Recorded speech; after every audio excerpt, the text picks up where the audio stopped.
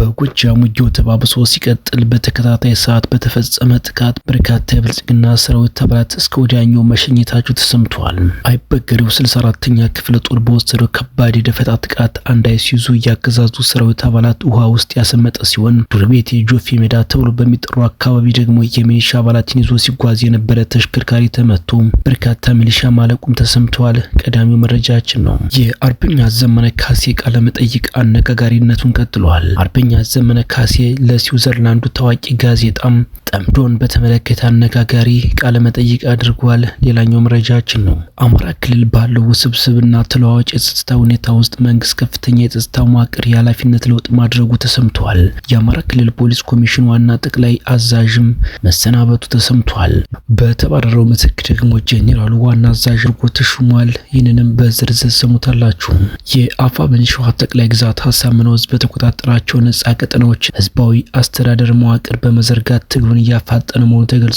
እስከ መጨረሻው ድረስ አብራችሁን ከቆያችሁ ወደ እናንተ ይደርሳል። ሰላም ጤና ይስጥልኝ። የተከበራችሁና የተወደዳችሁ በመላው ዓለም የምትገኙ የሚዲያችን ቤተሰቦች እንደምንቆያችሁን አሁን ለሰዓቱ መደመጥ ያለባቸውንና ትኩረት የሚሹ በርከት ያሉ መረጃዎችን ይዘን ቀርበናል። እናንተም እስከ ዝግጅታችን ፍጻሜ አብራችሁን እንድትቆዩን በአክብሮት ይጋበዝን። አሁን በቀጥታ ወደ ዝርዝር መረጃዎቹ እናልፋለን። በአማራ ክልል ባለው ውስብስብና ተለዋዋጭ የጸጥታ ሁኔታ ውስጥ አገዛዙ ከፍተኛ የጸጥታ መዋቅር የኃላፊነት ለውጥ ማድረጉ ተሰምቷል። የአማራ ክልል ፖሊስ ኮሚሽን ዋና ጠቅላይ መምሪያ አዛዥ የነበሩት ኮሚሽነር ጄኔራል ዘላለም መንግስቴ ከኃላፊነታቸው የተነሱ ሲሆን በእርሳቸው ምትክ የጦር መኮንኑ ሌተናል ጄኔራል ጥጋቡ ይልማ አዲሱ የክልሉ ፖሊስ ኮሚሽነር ሆኖ መሾማቸውን የውስጥ ምንጮች አረጋግጠዋል። ከኃላፊነት የተነሱት ኮሚሽነር ጄኔራል ዘላለም መንግስቴ የአማራ ክልል ፖሊስ አዛዥ ሆኖ የተሾሙት መጋቢት 19 ቀን 2017 ዓ.ም ነበር።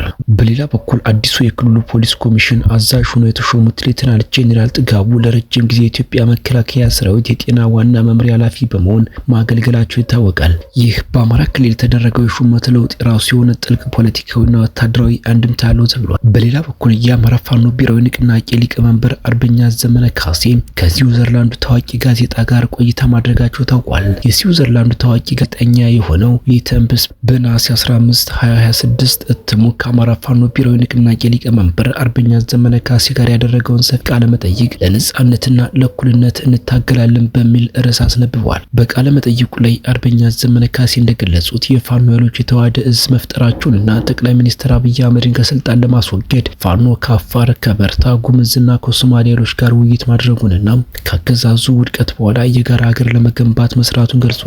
ከትግራይ ጋር በተያያዘ አገዛዙ በሁለት ህዝቦች መካከል የነበረውን ግጭት ለስልጣኑ ማስጠበቂያ እንደተጠቀመበትና በአሁኑ ወቅት የጋራ ጠላት የሆነውን የአብይ አህመድን አገዛዝ ለመጣል የጋራ ስትራቴጂካዊ ግንኙነት መኖሩ አስፈላጊ መሆኑንና ከሌሎች ድርጅቶች ጋር እንዲሁም ከትግራይ ጋር ጭምር ጥምረት መፍጠራቸውን አስታውቀዋል። ላለፉት ዓመታት የተደረገው ጥረት ፍሬ አፍርቶ ከሸዋ፣ ወሎ፣ ጎንደርና ጎጃም እንዲሁም ከወለጋ አካባቢ ያሉ የፋኖ ኃይሎች በአንድ የተዋሃደ እዝ ስር መሰባሰባቸውን በዘገባው ጠቅሷል። ትግሉ የአማራን ህዝብ ህልውና ከማረጋገጥ ባለፈ የኢትዮጵያን መበታተን ለማስቀረት ያለመ መሆኑንም አርበኛ ዘመነ አስረድቷል። ከአብይ አህመድ አገዛዙ ውድቀት በኋላ የተሻለችና አብሮ ለመኖር የሚያስችል ሀገር ለመገንባት ከጉምዝ፣ ቤርታ፣ ሶማሌና ኦሮሞ ኃይሎች ጋር ውይይት መደረጉንም አክለዋል። የድሮንና የከባድ መሳሪያ ጥቃትን በተመለከተ አገዛዙ በሲቪል ማህበረሰብ ትምህርት ቤቶችና ተቋማት ላይ ያለምንም ልዩነት ጥቃት እየፈጸመ መሆኑን ዘመነ ካሴ ለጋዜጣው ተናግሯል። በተለይም ከአንድ ወር በፊት በቅድስት አርሴማ ገዳም ላይ የተፈጸመው ጥቃት በማንሳት አገዛዙ የተባበሩ አረብ ኤምሬትስ ባቀረበቻቸው የቱርክ ድሮኖች መጠቀሙንና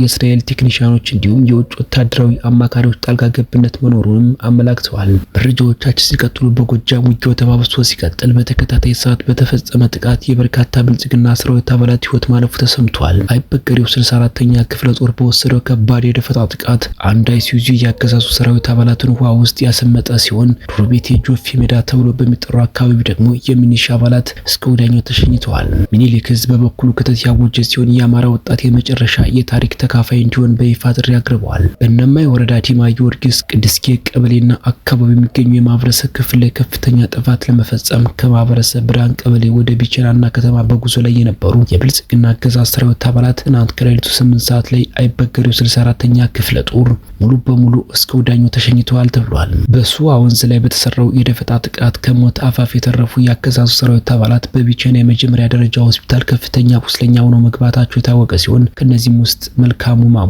አዲሱ ዘሩ፣ ማሙ ወልዴ፣ አብነት ደምሌ፣ ታምሮ የሚባሉ የአገዛዙ ሰራዊት አባላት ይገኙበታል ሲል ሲል አፋብን አስታውቋል። ነሐሴ 10 2018 ከተለያዩ ቦታዎች የተሰባሰቡ የአገዛዙ ሰራዊት በእነማይ ወረዳ የዲማ ገዳምን ለማውደም በዲማ ከተማ በቅድስጌና ቦርቦር ቀበሌዎች ላይ ወረራ ለመፈጸም ቢሞክርም ጀግኖቹ የአባ ኮስተር በላይ ዘለቀ የመንፈስ ልጆች አይበገሬዎቹ 64ኛ ክፍለ ጦር ከባድ ተጋድሎ በማድረግና በመከላከል ላይ ይገኛሉ ተብሏል። ጀግናው የፋኖ ሰራዊት አሁንም በዲማ ከተማና አካባቢው ከፍተኛ ተጋድሎ እያካሄደ የሚገኝ ሲሆን ዝርዝር መረጃ እየተጠበቀ መሆኑንም አፋብን ይፋ አድርጓል። በሌላ በኩል ዱር ቤት ልዩ ስሙ ጆፌ ሜዳ ተብሎ በሚጠራው ቦታ ላይ ፋኖ በወሰደው ተመሳሳይ ደፈጣ ጥቃት 11 የሚኒሻ አባላት መሞታቸው ታውቋል። የአፋብን ቴዎድሮስ ዕዝ እንዳስታወቀው በሚኒሻ አባላቱ ላይ የተወሰደው የደፈጣ እርምጃ ቀድሞ ጥናት የተደረገበት፣ ተሽከርካሪው ላይ የነበረው ሁሉም የሚኒሻ አባል ወዲያውኑ የተሸኘበት መሆኑን አረጋግጧል። በጎጃም ደፈጣው ሲቀጣጠል ወሎ አማራ ላይ ደግሞ የሚኒሊክ ዕዝ በይፋ ክተት ታውጇል። እዙ ባወጣው መግለጫ እንዳለው የአማራ ወጣት ታሪክ የሚሰራበት የመጨረሻ ምዕራፍ ላይ ይገኛል። በመሆኑ ፈቃደኛ የሆነ ወጣት የታሪኩ ተቋዳሽ እንዲሆን እዙ በሩን ክፍት ማድረጉን የገለጸ ሲሆን ወጣቱ ማንነቱን የሚያረጋግጥ መታወቂያ በመያዝ ነጻ በወጡ የወሎ ቤተ አማራ ቀጠናዎች መመስገብ እንደሚችልም አስታውቋል።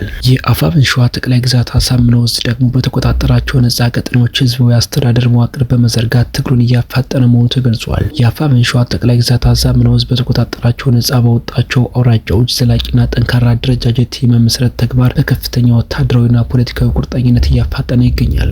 ይህ ህዝባዊ አደረጃጀት ኩታ ገጠም የሆኑ ቀበሌዎችን ያቀፈ የክላስተር አወቃቀር ለወታደራዊ ግብ ስኬትና ቀዳሚ ከመሆናቸው ባሻገር የህዝቡን የዕለት ተዕለት የአስተዳደር የደህንነት ጥያቄዎችን በባለቤትነት ለመመለስ አልሞ እየተካሄደ ነው ሲል የኮሮ ህዝብ ግንኙነት አስታውቋል። የክላስተሩ ጊዜያዊ አስተዳደር የህዝቡን ነጻ ፍላጎት መሰረት በማድረግ የተከናወነ ሲሆን ጊዜያዊ አስተዳደሩ የሚመሩ ስራ አስፈጻሚዎች በመመደብና ግልጽ አስፈጻሚዎች መምሪያ በማዘጋጀት ህዝባዊ መዋቅሩ ሙሉ በሙሉ ስራውን እንዲጀምር ተደርጓል ብለዋል። በሌላ መረጃ የፖለቲካ እስረኞችን ከማይካድራ ጭፍጨፋ ፍርደኞች ጋር በይቅርታ አንድ ላይ ለመፍታት መታቀዱ ተቃውሞን አስነስቷል። በአማራ ክልል ከተቀሰቀሰው ግጭት ጋር በተያያዘ በማረሚያ ቤቶች ተይዘው የሚገኙት በርካታ የፖለቲካ እስረኞች ከመንግስት የቀረበላቸውን የይቅርታ ሰነድ አንፈርምም በማለት ጠንካራ ተቃውሞ ማቅረባቸው መዘገቡ ይታወሳል። ስርዓቱ የፖለቲካ ታሳሪዎችን ከ6 ዓመታት በፊት በማይካድራ ከተፈጸመው ዘግናኝ የጅምላ ጭፍጨፋ ጋር በተያያዘ በሰብአዊ ፍጡር ላይ የሚፈጸም ወንጀል የተከሰሱና ከተፈረደባቸው አካላት ጋር በአንድ ላይ አደባልቆ በይቅርታ ለመፍታት መታቀዱን ታሳሪዎቹን አስቆጥቷል። የመረጃ ምንጮች እንደገለጹት የፖለቲካ እስረኞቹ ይህን ውሳኔ እጅግ ዘግናኝ የሆነ ግድያና ጭፍጨፋ ፈጽመው ፍርድ ካገኙ ግለሰቦች ጋር እኩል በማሰለፍ በህዝብ ዘንድ በተመሳሳይ እይታ እንዲታዩና የወንጀሉ ተካፋይ ተደርገው እንዲሳሉ ሆን ተብሎ የተሸረበ ሴራ ነው ሲሉ አውግዘውታል። የተወደዳችሁና የተከበራችሁ በመላው ዓለም የምትገኙ የሚዲያችን ቤተሰቦች ለሰዓቱ ያዝናቸው መረጃዎች እነዚህ ይመስሉ ነበር። እናንተም እስከ ዝግጅታችን ፍጻሜ አብራችሁን ስለቆያችሁ ምስጋናችን ከልብ ነው። በሌላ አዲስ ወቅታዊ መረጃ እስከምንገናኝ ያላችሁበት ሁሉ ሰላሙን ተመኘን። ጤና ይስጥልን።